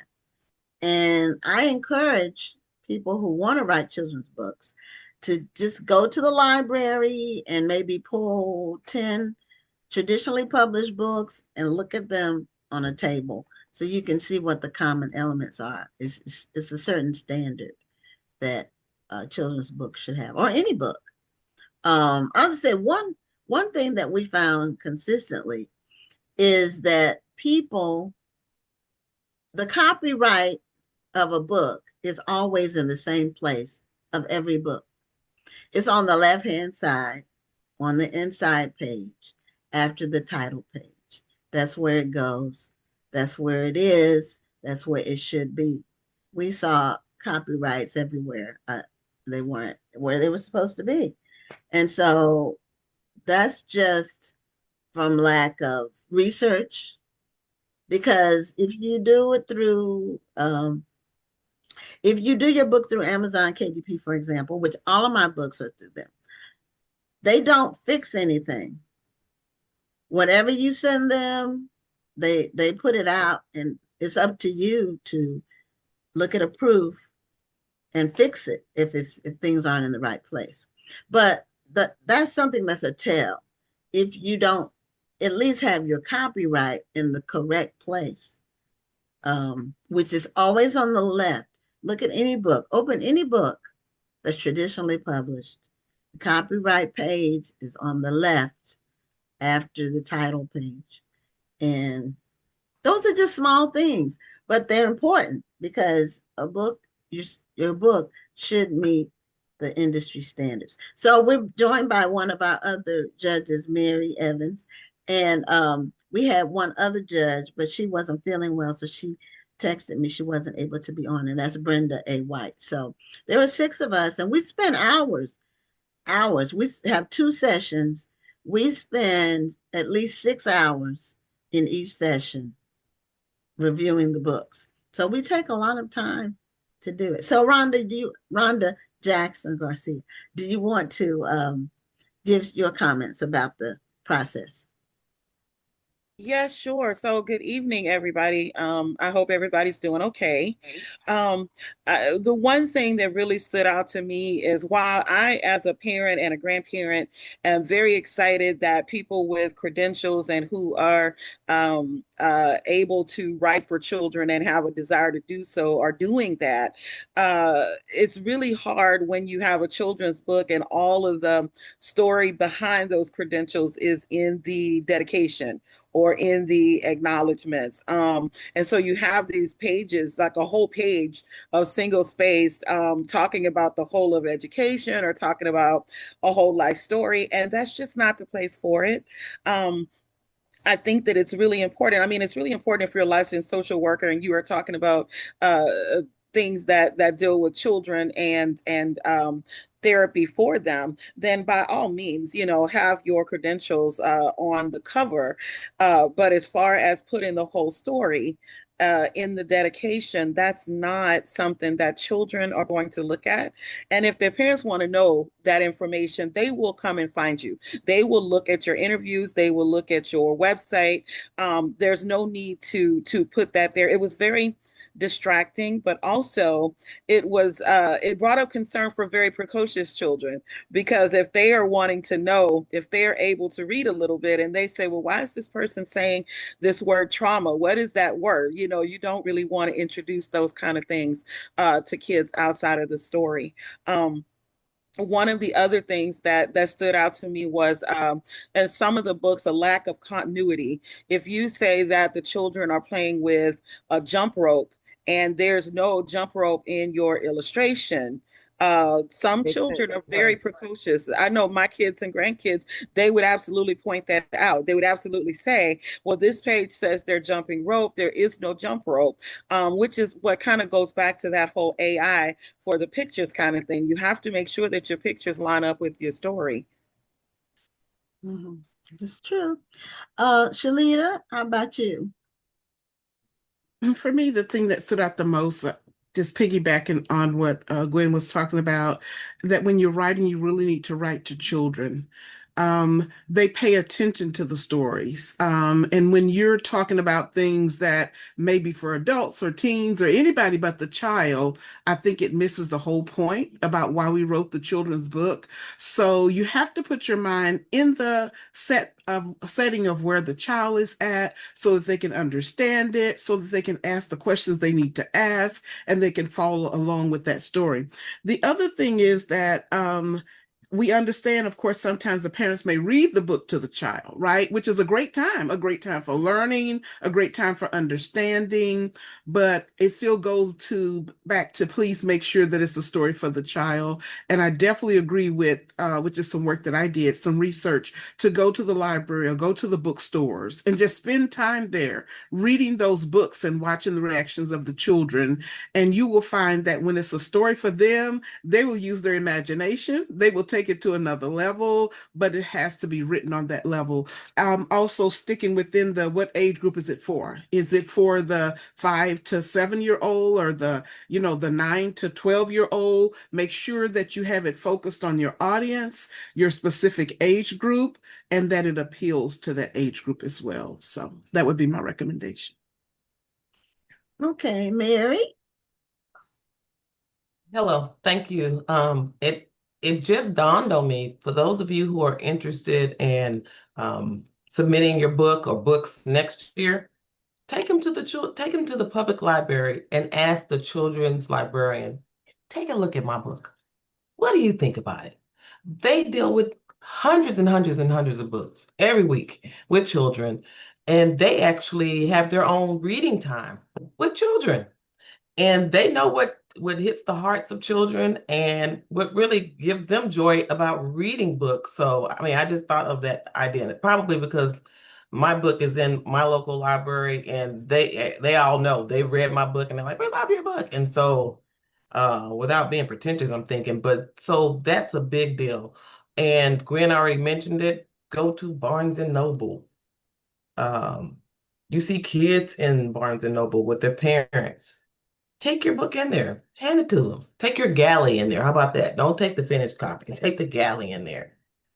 Pay someone to take a good look. Someone who they don't know anything about the book. They don't know anything about anything, and just give it to them and ask for their honest opinion. If you have to pay them, take them out to eat. I don't know, whatever. That's just do that, because when you put all this time into it and you're putting that type of effort in it, but it's not lined up with, like what Gwen said, industry standards. It's almost, I don't want to say it's a waste of time, because you can't go back and fix it, but it's more costly. The other thing that stood out was, if it was a children's book, like okay, if it was a picture book, picture books have, I think the industry standard is about 300 words. Sometimes you can have no words if you have great illustrations, but 300 words to maybe 1,000. So we saw some picture books that we couldn't tell whether it was supposed to be a picture book or a chapter book, because it was so many words. My children's picture book has 300 words, and I read it in under 3.5 minutes, which makes good sense because of my audience. And so just make sure, I mean, if you want to use AI, run your manuscript through AI and say what are Lexile. I think there's something, a Lexile rating, and say what age group is this for. There's plenty of ways where you can like do a bunch of check stops before you spend the extra money on final publication. So that's all I have for now. Thank you. And as an aside, or in addition to the discussion about the books that were submitted, I do want to let people know that the committee of judges are credentialed people. So we have 2 doctors. Well, Shalita is a doctor, and Brenda is she hasn't finished her dissertation, but she's in school to get her doctorate. And then we have, I think Rhonda Jackson Garcia has a master's, if I'm not mistaken, and Mary has a master's, don't you, Mary? So me and Pam, we just have our bachelors. But No, I have an MBA. oh, you do? I do. So I'm the only one that doesn't have a graduate Come on, degree. Gwen. However, and I don't really want one, but however, I have 2 NAACP Image Award nominations. So Okay. I feel like I have that. So anyway, for 2 of my books that I wrote. So I said that to say, not to brag. And that, ladies and gentlemen, is called a soft flex. Well, I don't know how soft it was, but But I say that to say the judges are credentialed people. In what we have years and years of experience. We're all authors. Uh, you know, we're constantly trying to improve our own crafts. So we're not sitting on our laurels either. So um, even though I don't want to go to graduate school, I'm constantly trying to improve and learn and be plugged in to new things so I can be evolving all the time, not get stale and stagnant. So um, that's just something that I want people to know that the committee of judges uh, is very dedicated and credentialed. So um, the other thing, and I'm gonna go around again before we get to the list of. Here's something else that we ran into with images.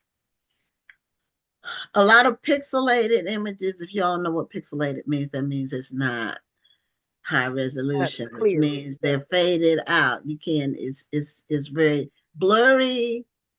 You don't put that on in your book. Images that aren't sharp. Your images should be sharp, not pixelated and not stretched. We ran into that. People where if you're going to expand an image, you have to do it from the corner, not the top or the sides, because what happens is it's distorted. It just your images are distorted. So these are things that we immediately saw. The first thing we had to do with the copyright, and this happens every year, some really good books that are good, but they don't adhere to the copyright dates that are part of the submission process. So they immediately get eliminated because we have to be fair. Everybody gets the same information.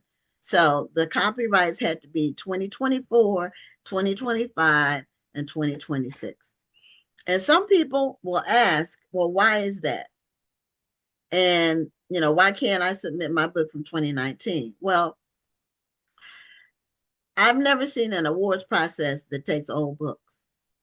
Most of them, a lot of them, like from the NACP Image Awards, your book has to be that year. The same year you submit it, the copyright has to be that same year. Most of them might have 2 years, and 3 is the most years I've seen, 3, including the current year. So people are wanting to judge new books that have recently been released, not old books. And so I encourage those authors to write a new book, write a new children's book, and submit it for new awards processes. So the pixelated and stretched images, that was a real problem that we saw many times. Also, if you have a book that's 50 pages or it's supposed to be for like young adult readers, maybe any book that's over, I'm gonna say 40 pages, unless it's a picture book, and normally picture books aren't that many pages, it needs to have chapters. You can't write a story and have page 1 and then to page 50 with no chapters. It's just not the way books are presented. It's just not. And that's for any kind of book. You can't just have page after page after page of text and narrative and no chapters. It's not. And we ran into that as well. So I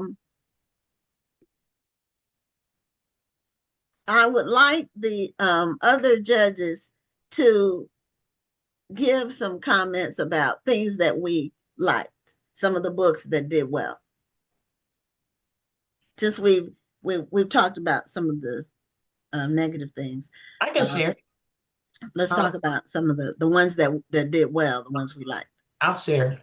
The books that we really enjoyed, and it gets kind of anxiety filled because we'll see a book cover and we're like, oh my gosh, this is beautiful, beautiful illustrations, not busy, with a bunch of different things on there. The title matches the picture on the front.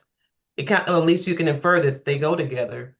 And then we've got the title, we got a beautiful picture in the front. Now we're looking through the book and the title matches the story all the way through, not halfway, which we saw some, but we're talking about positive things. Those were like, we're like, oh, that was so good. We could see everybody's shoulders going up. That was such a good book. That was so wonderfully put together. I love this story. So that's what we really enjoyed, the consistency, the continuity, good beginning, middle, end, not getting lost. But that was what I'd say. Pam? I think we all also enjoyed the beautiful illustrations, uh, because we've seen all types of illustrations, but the ones that are where the color is just right, the characters, uh, the heads and the bodies and the clothing and the trees and everything in the background, everything looks concise with the story and the fitting of the page and the placement of the illustration in the book, the consistency of which pages, whether it's going to be on the left side or the right side. Is it going to fill up the whole page, or is it going to just be a snippet in the corner or at the top? We enjoyed the consistency and really nice illustrations. Okay, Shalita. Well, again, just really telling that story, right? It doesn't have to rhyme, but if you're going to rhyme, make it make sense, right? If you're going to talk about Sally's blue shoe, what about you? You know what I'm saying? Is it true? Something like that really is going to capture them. And you keep talking about the shoe. Don't start talking about the shoe, then start talking about the dress if it wasn't a part of the story. You know what I'm saying? So when you tell your story, make it make sense. It doesn't have to rhyme, but if it does rhyme, make it make sense, is what I would say. And so those are the ones you get into. Again, going to that library, going to that bookstore, letting people read it. And then don't get your feelings hurt when they tell you they don't like it, but make it a constructive thing. For example, my editor is off the chain. Will tell you what's wrong with you, whether you like it or not. But what it does do, it makes me rethink that again, right? And then you really dig deeper on where your creativity really lies at to come up with an even better story.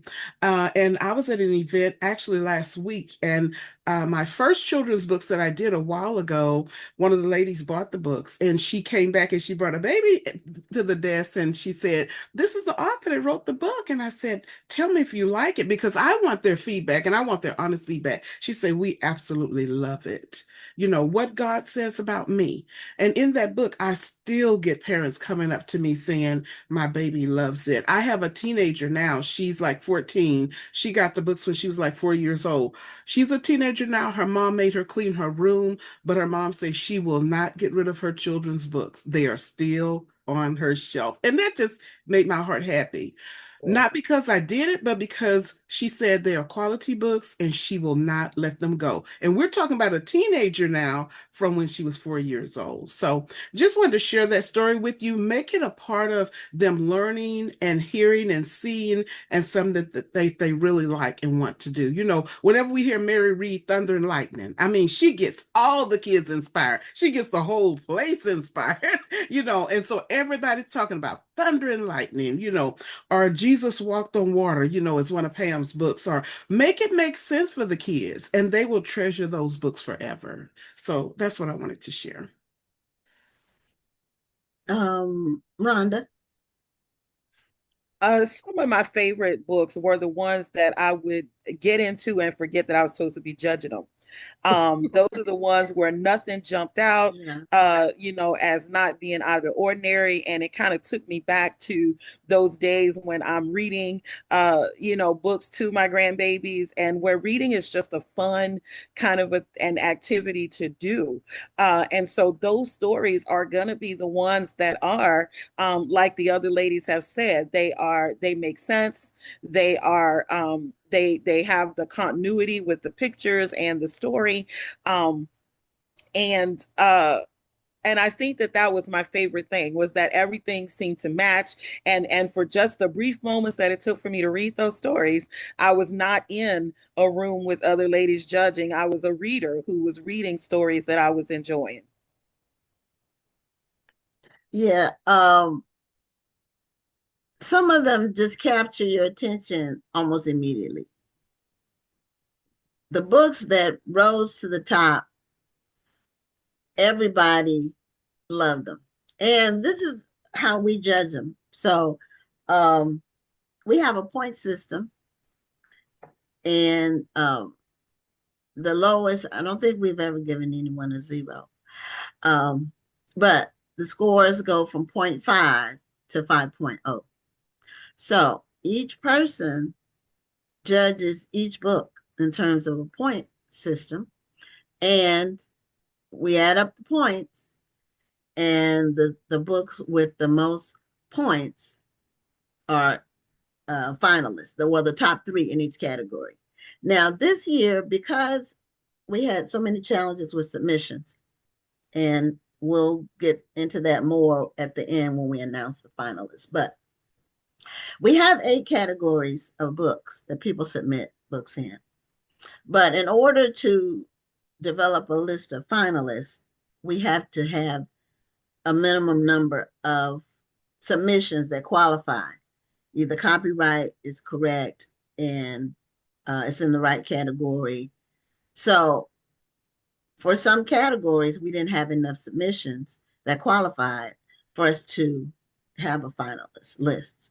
So for those, we will have a winner in every category, but we only have finalists in 3 of the categories. So to find out who the winners are for everything, we'll announce those at the National Black Book Festival on Saturday at the breakfast. So yeah, the breakfast on Saturday now, instead of doing the Shalita, instead of doing the scavenger hunt, we're going to announce the awards at that breakfast on Saturday. So because some people want to be there for the awards, and in the past we didn't have anywhere for them to go.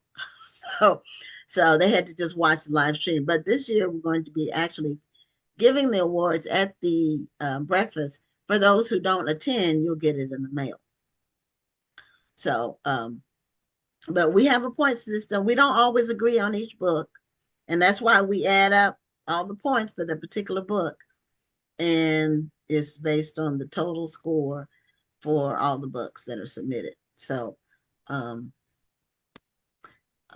other thing I will say, and I may have mentioned this earlier, but I want to emphasize it more. Every book needs to be edited. Every children's book needs to be edited. You can't submit a book that obviously has not been edited.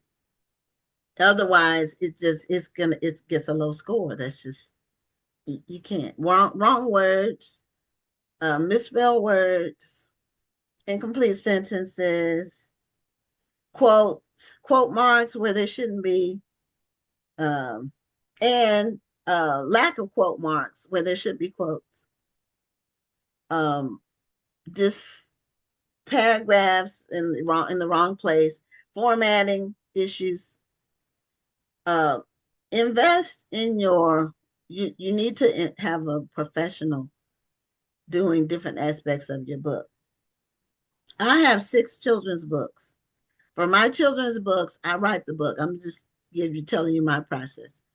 One of my books was a finalist for the National Indie Authors Awards, one of my children's books. But for every children's book, I write the words.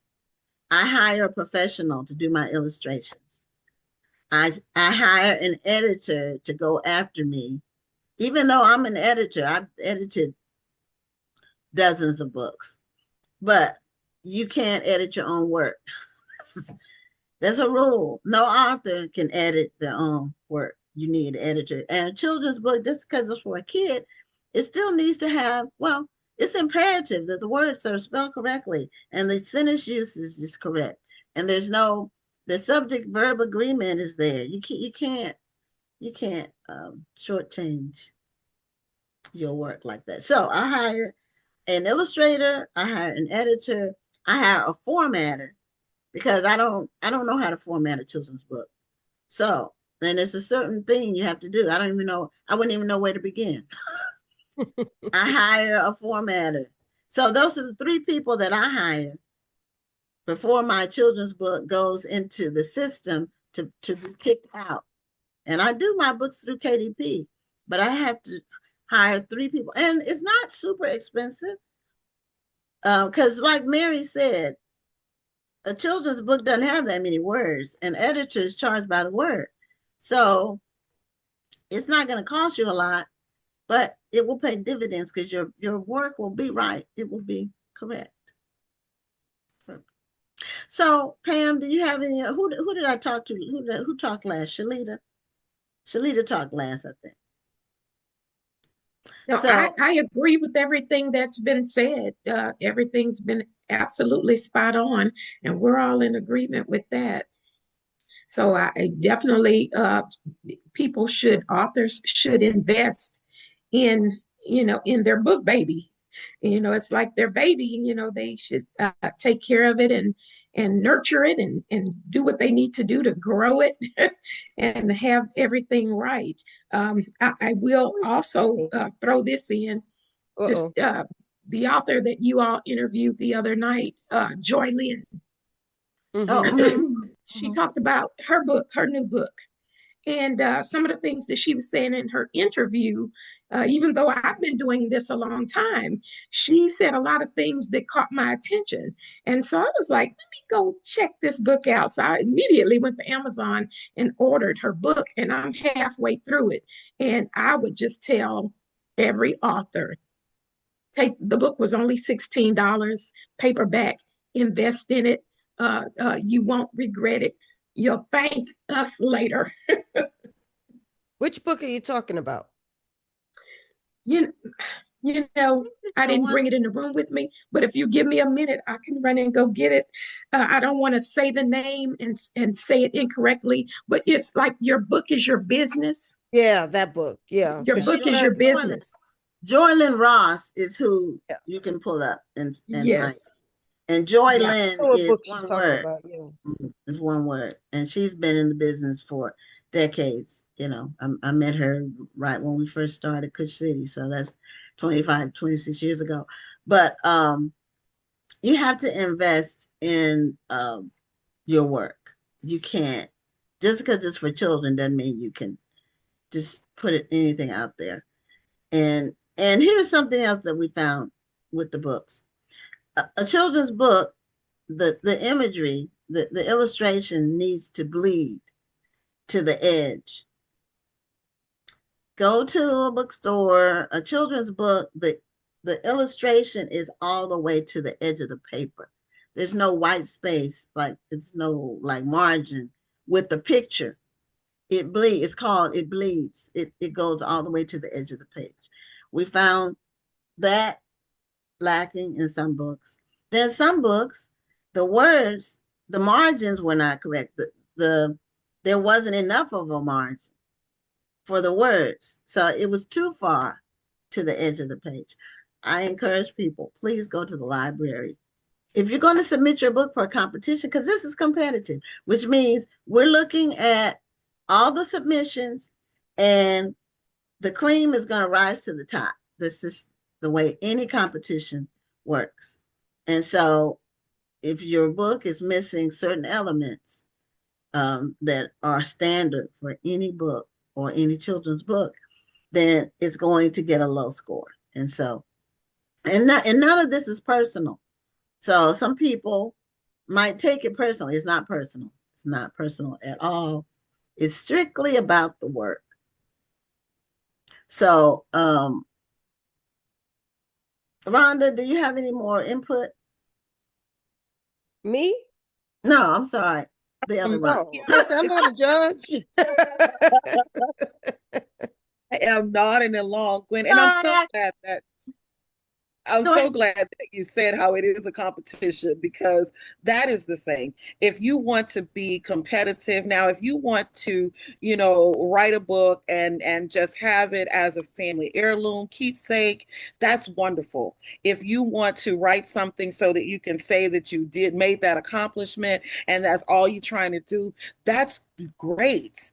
But if you want to be able to compete with other books, then you have to think about what the competitive nature of your book is going to be, and you have to be able to look at that without being overly emotional. And it's hard because, like Pam said, these are our book babies, and it can be really, really hard to take an objective look at your own work. But if you're going to put it into competitions, you have to know what you're coming up against, and you have to really think about, is this book going to compete well? Some people may not care.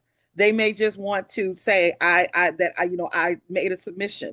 And again, that's wonderful if that's one of your goals. But if you are not thinking about what the competition is going to be and what those requirements are going to be, then you're not going to place well. That's just the way that these things work.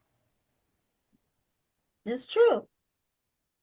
So, and that's where you need to have somebody come behind you, which is an editor, to read your work. So, and get someone who's an actual editor. Don't get your cousin Pookie, who may Pookie have might have taught. a doctorate. Normally, Pookie would have moved on from the name Pookie if they had gotten. They would want to be called Doctor, like all the doctors I know want to be called Doctor Pookie. But even if Pookie is a doctor, that doesn't mean they're an editor. So it needs to be somebody who knows how to edit books, and preferably editing children's books. It might seem like it would be simple, but it's not. It has to be right. And here's something else that we ran into. Um, Children's books should teach children how to read words spelled correctly and the way words are supposed to be, especially when you're targeting children that are early readers, 4 to 8 years old in there. Doing spellings that are cool, tricky, different, symbols instead of letters.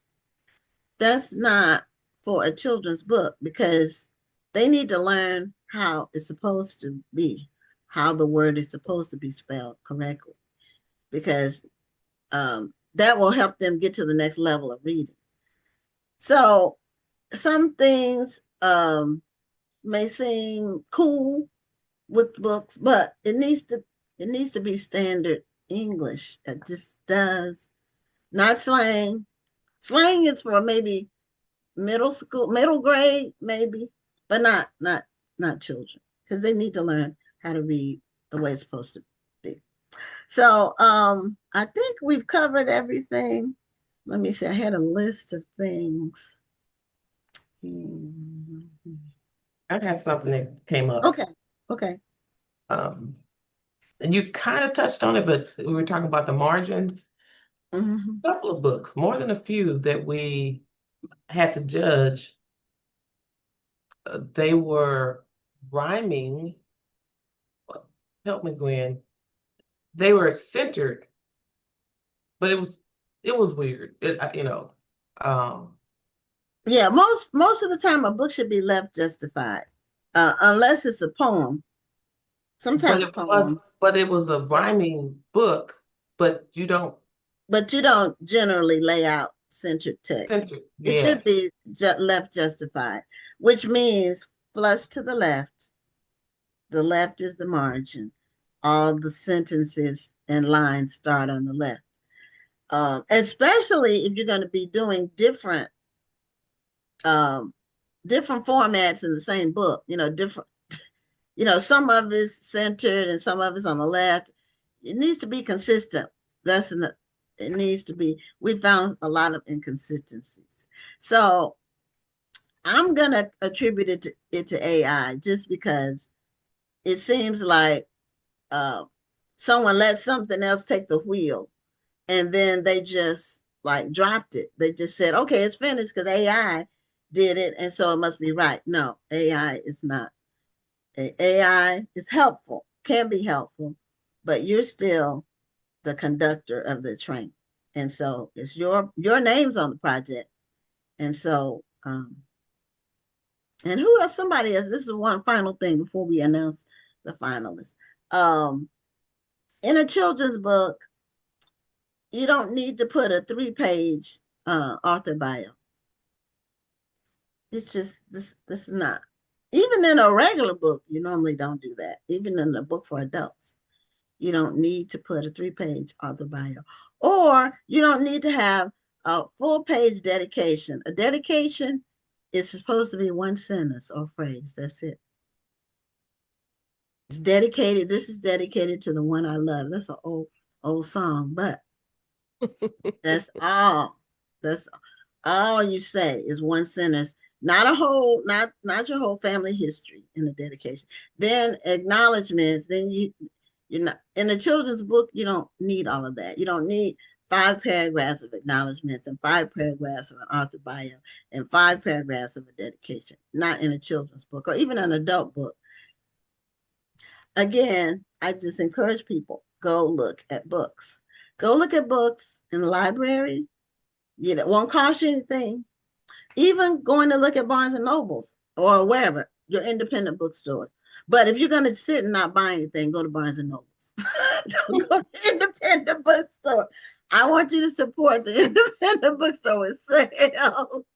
But anyway, look at some books and please, por favor, we really, really want everybody who's in this space. We can all improve. The biggest room in the world is room for improvement.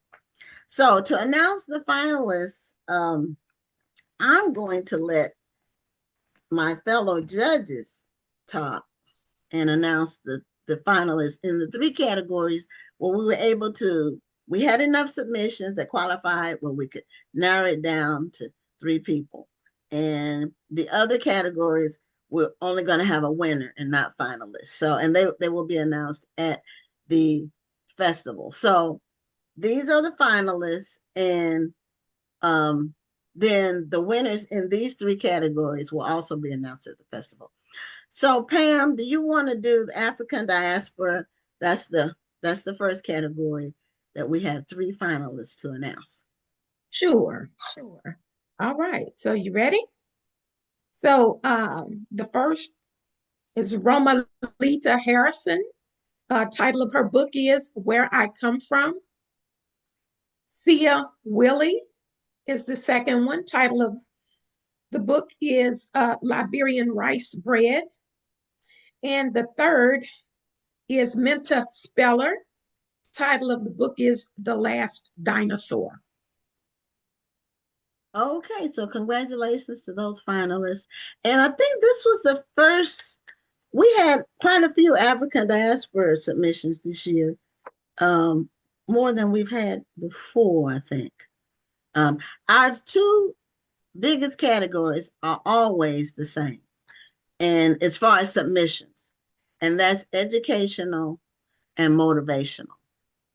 And we used to have a lot in the best illustrator category, but this year they were AI, so it was difficult. I mean, and you can't use AI exclusively for the best illustrator category because then there's not a real illustrator. It has to be a human, involved in the illustrations.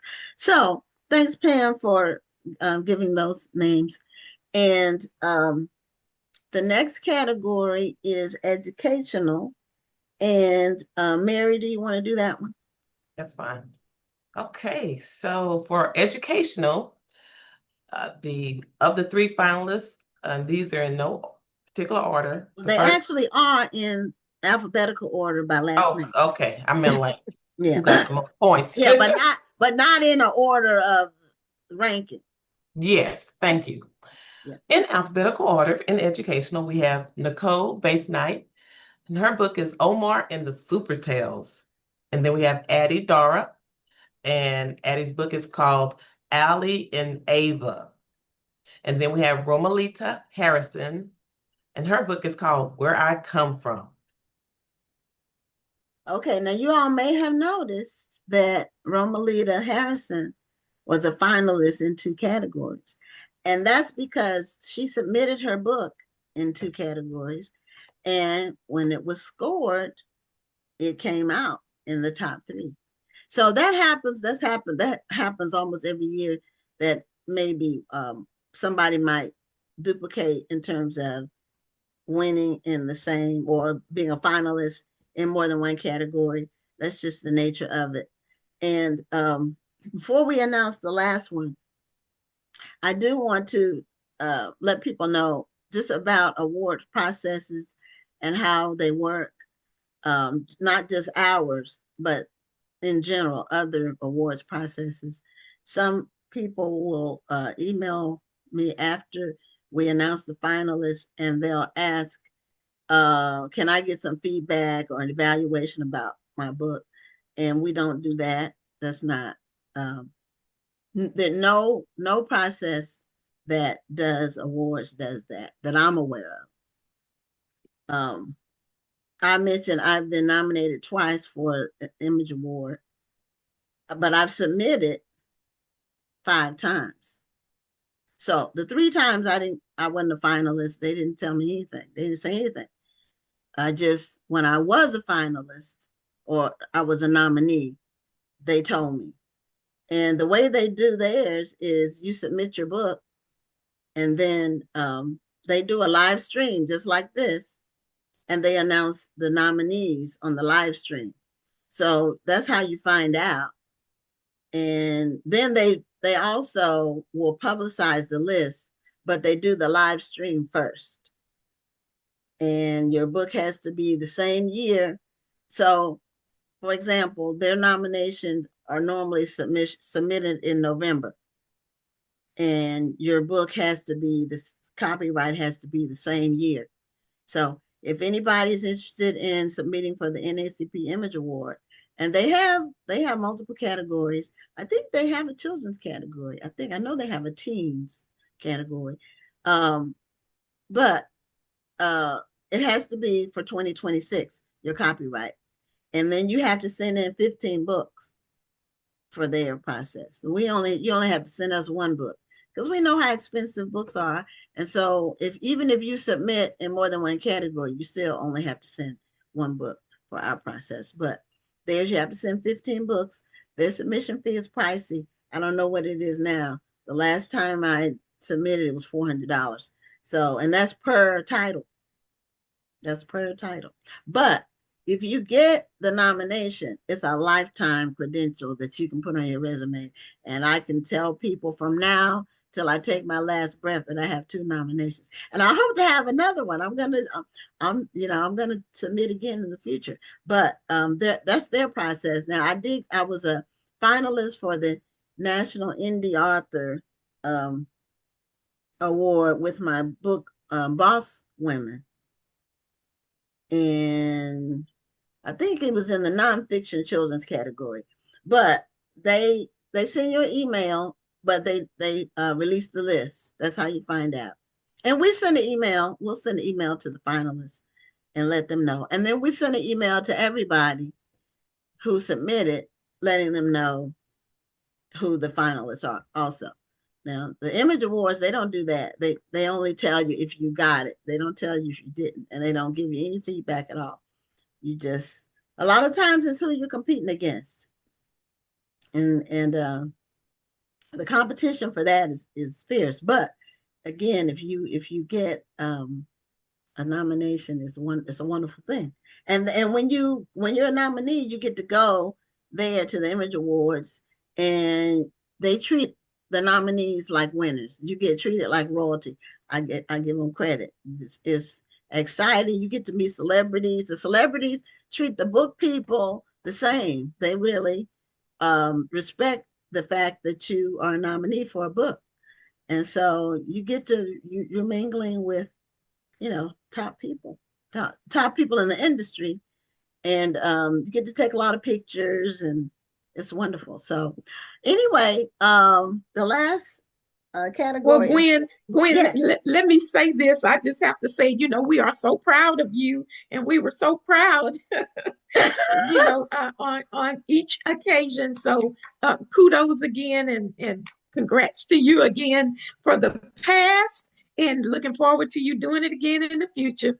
Well, I hope so. I'm working. I'm hoping for another one. I would love to win, but the nomination is almost like winning, because you can still say that you were a nominee, and it means something. But I would love That's to right. win Yeah. too. So, okay, the last category is motivational. And Shalita, do you want to announce those um, finalists for that category? Sure. Tashonda Curry of Grandmother's Love, Janelle Lewis Ford, Hi, Hey, Hello. Then Kim Singleton, I Love My People. Those are the nominees for motivational. Okay, so those are the finalists. Again, we'll have a winner in every category, all 8 categories that we'll be announcing at the National Black Book Festival. And I do want to just some feedback from a couple of viewers. Tony Benita said, "You don't need that in any book." I know what she's talking about, the 3 pages of an author bio, the the 5 paragraphs and the dedication. It's like people want to tell their whole family story in one children's book, as if that's it. Write another one. Children's books really is not that many words, so you can write more than one if you're so led. But just follow those guidelines. Look at other books and treat your book as if you are going to be submitting it to one of the top awards, like the National Book Awards. Think about it along those lines. Think about your work being on that level, so that because you never know. And awards credentials mean something. Not just I'm not just talking about mine, but there are a lot of credible book awards entities, and so Mine those is one of them. awards mean something. I said, and mine is one of them. Yours is one of them. Oh, that's right. Tell us about your award. It's not for children's books, but tell Oh, us about your it's award. not for children's books, Mhm. but yeah, it's called the For the Culture Book Awards. This is our 3rd year doing the book awards, and they're exclusively for fiction authors who celebrate African American culture. It doesn't mean that um, it doesn't have to be so much about culture, but we should be able to see ourselves, and we should be proud when we read the book, whether it's a romance, whether it's historical, or what have you. It just should be something that celebrates our culture. And it's a very strict contest as well, because it's not just, all right, everybody vote for me and we see who wins. We have actual judges who judge the books on editing, on the book cover. Basically the same stringent guidelines you have for the children's contest, we have for this contest as well. So your awards, is there a cash prize for yours? There is a cash prize. It's a huge cash prize. That's one of the reasons why I take it very seriously. And we have a very good panel of judges that they don't talk to each other. They're all in different parts of the country. They Oh, read the okay. book. I give them a strict rubric, and they score each of the books, and then they send me back the scores, and then I average out the scores, and that's how we choose the winner. I choose not to be on the judging panel because a lot of people who submit are people who know me, and I don't want there to be any appearance of bias or anything. So I stay out of the contest. All I do is just add the scores. Yeah. Well, in our case, because it's 6 people and we each Yeah. give it a score, it's no bias, because even if one person is biased, it outweigh the other people can outweigh it. you know, That's true. you know. But really, we've never had an issue with bias. We really do. We really are objective with the books, and people that we may know don't get extra points, and people that we don't know get extra points if their work is good. So it's really completely objective. And but you do like a blind judging where your judges don't get together and Right. They don't get together at all. okay, yeah. So and what are you able to divulge your cash prize? Oh, it's on the flyer, yeah. Um our first prize is $1,000 as well as an exposure package. Second prize is 500, third prize is 250. Oh, okay. So yeah, that's a great competition. I might write a fiction book and submit mine. Hey, you could. You really could. Because the Yeah. Image Awards doesn't give you money. They do give you, if you're a nominee, they give you you basically just get a certificate.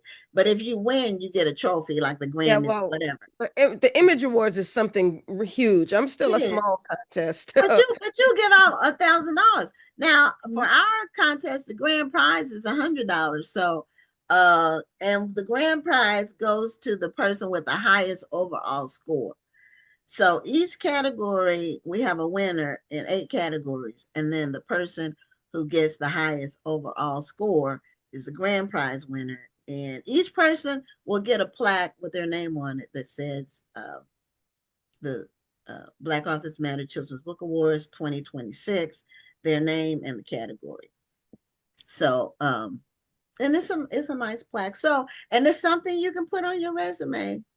You can say that you award winner or a finalist. Now, the finalists will get finalist stickers in the mail that they can put on their books. So those will be forthcoming, and it's a gold sticker. But we'll also send out a digital version for you to put on your website, or if you want to put it on your books yourself. So we're at the end of our show, but I'd like to give each person 30 seconds or so just for a closing statement before we do our outro. I have to say, Mary, you want to go first? Yeah, I know you mentioned earlier, like there's no bias, and that's true. But for those who want to know, since we don't do separate like the way Dr. Lawson does hers, we make our scores. And some of us who really, really are pushing for an author, if someone doesn't like it, they stick to their guns. And it goes both ways. And usually the ones who actually won, we were all on the same page. But I was fighting for some of y'all. I was. Yeah, and then some of them, it's like, this is a great book. And then the copyright is not in the guidelines. It's like, oh, The worst. can we make an exception? But we can't. So, so Shalita, you have any closing words? Yeah, I would like to say don't give up on your writing. I mean, it's never too late to start over again. And that next book will be your bestseller if you just keep on working on it. So don't give up. Amen. Pam? I would say when you before you submit the book, well, before you even write the book, know your whys. Why are you writing this book? Who are you writing it for? And are you doing this as a hobby, or are you doing this as a business? And when you know all of those answers, I think that helps to guide the author to know whether or not maybe they really want to submit to various awards, book contests. Okay, and Rhonda Garcia. I just want to tell everybody thank you so much for giving us a chance to read your stories. Even if this outcome this year was not what you wanted to see, you can always try and try again. Yes. And so if you didn't make the finalist list this year and you have another book you want to submit, or even the same book, if you use KDP, you can always make some edits, revisions to your book, and then re-release it the same way. That's one thing that they do allow you to do. So If your book needs to be edited, you can do that and then re-release it, the same book. So think about that. So anyway, that's it for this week. I do want to say next week we will be celebrating, one of our guests will be our 900th guest. So you all will want to tune in for that. And I'm Gwen Richardson signing off, and we'll see you next Dr. week. Rhonda Lawson. Bye, everybody. Good night. Thank you for tuning in, and join us next Tuesday at 7 p.m. Central, 8 p.m. Eastern for another edition of Black Authors Matter TV.